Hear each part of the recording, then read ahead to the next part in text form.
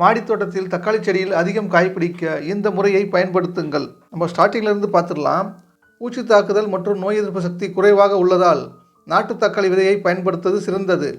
நாற்று தயாரிப்பு: தக்காளியை நேரடியாக தொட்டில் விதைப்பதை விட நாற்று தட்டுகள், சீட்லிங் ட்ரே அல்லது சிறிய பைகளில் விதைத்து 25 முதல் 30 நாட்கள் வளர்ந்த பிறகு நாற்றுகளை பிடுங்கி தொட்டில் நடுவது சிறந்தது. விதை நேர்த்தி: விதைகளை சிறிது நேரம் வடித்து ஆறிய வடிகஞ்சியில் ஊற வைத்த பின்பு நடுவது நோய் தாக்குதலை தவிர்க்க உதவும். தொட்டி மற்றும் மண்கலவை: தக்காளி செடிக்கு நல்ல வேர் வளர்ச்சி தேவை. எனவே குறைந்தபட்சம் 15 முதல் 20 லிட்டர் கொள்ளளவு உள்ள 18 அங்குலம் குரோ பேக் அல்லது பிளாஸ்டிக் டப்பாக்களை பயன்படுத்தவும். ஒரு தொட்டிக்கு 1 அல்லது 2 செடிகள் மட்டுமே இருக்க வேண்டும். மண்கலவை 1:1 1:1 விகிதத்தில். செம்மண் 1 பங்கு, தென்னை நார் கழிவு 1 பங்கு, மண்புழு உரம் 1 பங்கு. தென்னை நார் கழிவு எடையை குறைத்து ஈரப்பதத்தை தக்க வைக்கும். அடிப்படை உரம்: தொட்டியில் செடி நடும் பொழுது சிறிது வேப்பம் புண்ணாக்கு மற்றும் பொட்டாசியம் சத்து நிறைந்த உரத்தை அடி உரமாக கலந்து விடுவது நல்லது. உதாரணத்திற்கு வாழைப்பழ தோல் உரம் போன்றவை.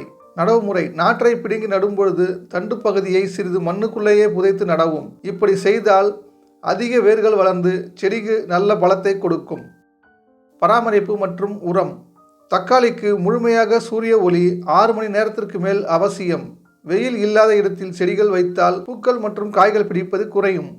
தண்ணீர்: மண் ஈரப்பதத்துடன் இருக்க வேண்டும். மண்ணில் விரலை விட்டு பார்த்தால் மேல் பகுதி காய்ந்திருந்தால் மட்டுமே தண்ணீர் விடவும். வெயில் காலத்தில் காலை மற்றும் மாலையில் தண்ணீர் ஊற்ற வேண்டும். தண்ணீரை செடியின் மீது படாமல் வேரை சுற்றி மண்ணில் மெதுவாக ஊற்றவும். தக்காளி செடி வளர வளர கனமாகி சாய்ந்துவிடும். எனவே செடி சிறிய தூரம் உயரம் வந்தவுடன் ஒரு மூங்கில் குச்சியை குத்தி செடியை தாங்கி பிடிப்பது நல்லது. கத்தரித்தல்: செடியின் மையத்தண்டுக்கும் இலைக்கும் இடையில் வரும் சிறிய கிளைகளை அவ்வப்போது கிள்ளி விடுவது செடியின் ஆற்றல் முழுவதையும் காய்களுக்கு செலுத்தி அதிக மகசூல் பெற உதவும். உரம் அளித்தல்: நடவு செய்த 30வது நாள் ஒரு கைப்பிடி அளவு மண்புழு உரம் இட வேண்டும். பூக்கும் நேரத்தில் 15 நாட்களுக்கு ஒருமுறை மீன் அமிலம் அல்லது பஞ்சகாவியா போன்ற இயற்கை உரங்களை தெளிப்பது பூக்கள் உதிர்வை தடுக்கும். அதிக காய்கள் பிடிக்க உதவும். பூச்சி மேலாண்மை: தக்காளி செடியை பெரும்பாலும் இலை சுருட்டு பூச்சி, சாறு உறிஞ்சும் பூச்சிகள் போன்றவை தாக்கும். 1 லிட்டர் தண்ணீரில் 5 மில்லி வேப்ப எண்ணெய் மற்றும் சிறிது ஷாம்பு கரைசலை கலந்து வாரந்தோறும் செடியின் மீது தெளிக்கவும்.